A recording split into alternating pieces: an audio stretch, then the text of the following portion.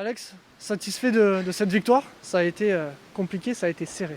Non, satisfait. Celui qui est satisfait aujourd'hui, il se limite. On ne peut pas être satisfait. On a un effectif qui est sur le papier nettement supérieur. Ça veut dire qu'on a été en dessous et eux, ils ont été au-dessus.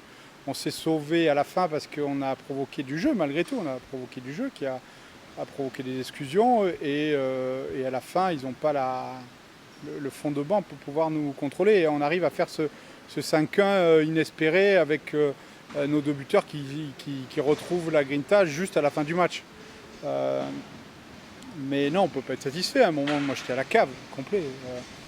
Et eux, ils nous ont posé énormément de difficultés avec un gardien qui a été, chez eux, extraordinaire. Extraordinaire. Cardos, extraordinaire. Qu'est-ce qui aurait pu ou aurait dû se passer différemment?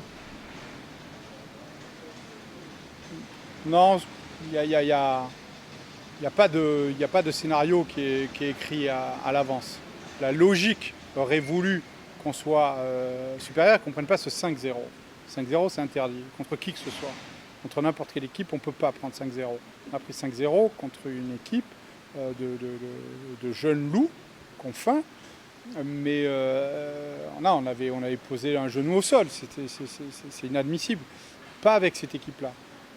On est forcé de constater que forcément, on a encore des plaies à penser, on a des mots à guérir et on a des échanges à mettre en place et du travail à effectuer. Donc, elle est inespérée, ces 3 points-là.